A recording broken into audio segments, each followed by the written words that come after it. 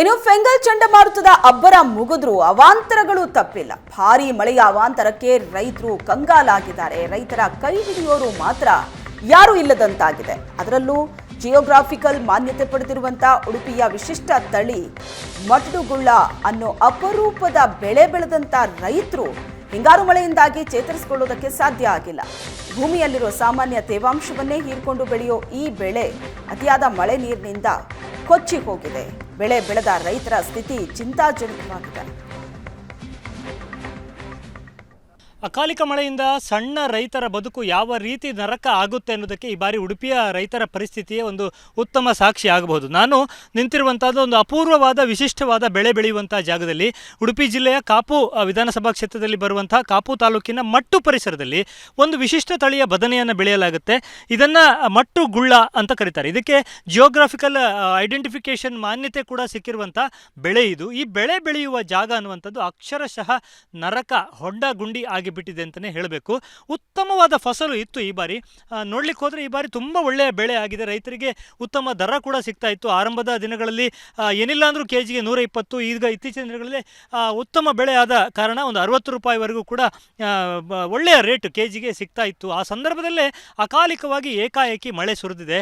ಆ ಸುರಿದ ಮಳೆ, ಇಡೀ ದಿನದ ಮಳೆ ಕೇವಲ 1 ಗಂಟೆಯಲ್ಲಿ ಸುರಿದ ಪರಿಣಾಮ ಯಾವ ರೀತಿ ಮಟ್ಟುಗುಳ್ಳ ಬೆಳೆಯುವ ಒಂದು ಏನು ಬದುಗಳನ್ನು ಮಾಡಿದ್ದಾರೆ ಅದರ ಸುತ್ತಲೂ ನಿಂತಿರುವಂಥ ನೀರನ್ನು ನೋಡಿದರೆ ನಮಗೆ ಗೊತ್ತಾಗುತ್ತೆ. ಇಲ್ಲಿ ಏನಾಗಿದೆ, ತಡವಾಗಿ ನಾಟಿ ಮಾಡಿದವರಿಗೆ ಅದರ ಬುಡ ತುಂಬ ಗಟ್ಟಿಯಾಗಿರುತ್ತೆ. ಸೊ ಬೆಳೆಯನ್ನು ಉಳಿಸ್ಕೊಳ್ಳೋದಕ್ಕೆ ಸಾಧ್ಯ ಆಗುತ್ತೆ.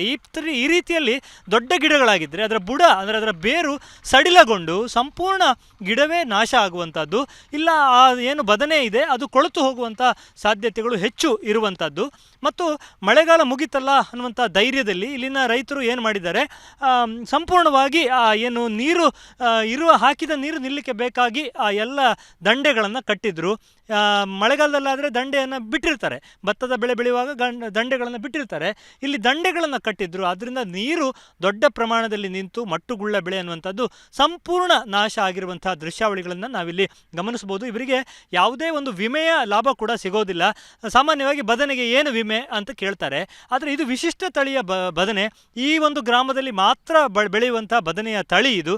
ಆ ದೃಷ್ಟಿಯಿಂದ ಇದನ್ನು ವಿಶೇಷ ಕೇಸ್ ಆಗಿ ಪರಿಗಣಿಸಿ ಇದಕ್ಕೆ ವಿಮೆಯ ಸೌಲಭ್ಯ ಸಿಗಬೇಕು ಅನ್ನುವಂಥದ್ದು ಇಲ್ಲಿನ ರೈತರ ಬೇಡಿಕೆ ಇರುವಂಥದ್ದು. ಅದರ ಜೊತೆಗೆ ಮತ್ತು ತೋಟಗಾರಿಕಾ ಇಲಾಖೆಯವರು ಇಲ್ಲಿಗೆ ಬಂದು ಸರ್ವೆ ಮಾಡಬೇಕು.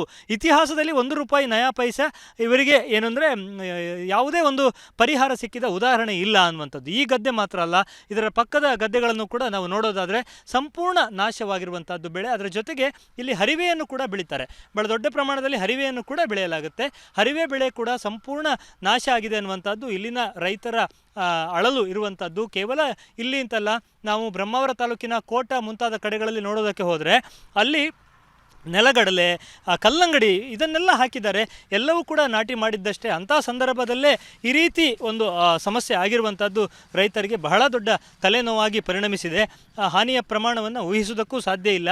ಸಣ್ಣ ಪುಟ್ಟ ಹಿಡುವಳಿದಾರರು, ಸಣ್ಣ ಬೆಳೆ ಮಾಡುವವರು ಮುಂಚೆ ಎಲ್ಲ 2 ಹಂತದ ಭತ್ತದ ಬೆಳೆಯನ್ನು ಬೆಳೀತಾ ಇದ್ದರು. ಅನಂತರ ಅದು ನಷ್ಟ ಅನ್ನುವ ಕಾರಣಕ್ಕೆ 2ನೇ ಹಂತದಲ್ಲಿ ಭತ್ತದ ಬೆಳೆಯನ್ನು ರದ್ದು ಮಾಡಿ ಅವರೆಲ್ಲ ಈ ರೀತಿಯ ತೋಟಗಾರಿಕಾ ಬೆಳೆಗಳಿಗೆ, ದವಸ ಧಾನ್ಯಗಳಿಗೆ ಈ ರೀತಿ ಶಿಫ್ಟ್ ಆಗಿದ್ದರು. ಈಗ ಅದರಲ್ಲೂ ಕೂಡ ನಷ್ಟ ಅನುಭವಿಸಬೇಕು ಅಂದರೆ ಯಾವ ರೀತಿಯ ಒಂದು ಸಂಕಷ್ಟ ರೈತರಿಗೆ ಅನ್ನೋದನ್ನು ನಾವು ಆಲೋಚನೆ ಮಾಡಬಹುದು. ಈ ಬಾರಿ ಬಂದಿರುವಂಥದ್ದು ಅತಿ ಹೆಚ್ಚಿನ ಮಳೆ. ಈ ಬಾರಿಯಾದರೂ ಸರ್ಕಾರ ಏನಾದರೂ ಸ್ಪಂದಿಸುತ್ತಾ ಅನ್ನೋದನ್ನು ಕಾದು ನೋಡಬೇಕಾಗಿದೆ. ಉಡುಪಿಯಿಂದ ಕ್ಯಾಮ್ರಾಮನ್ ಹರೀಶ್ ಜೊತೆಗೆ ಶಶಿಧರ್ ಮಾಸ್ತಿಬೈಲು, ಏಷ್ಯಾನೆಟ್ ಸುವರ್ಣ ನ್ಯೂಸ್.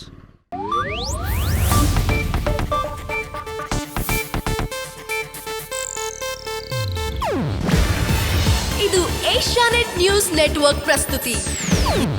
ನೀವು ನೋಡ್ತಿದ್ದೀರಾ ಏಷ್ಯಾನೆಟ್ ಸುವರ್ಣ ನ್ಯೂಸ್.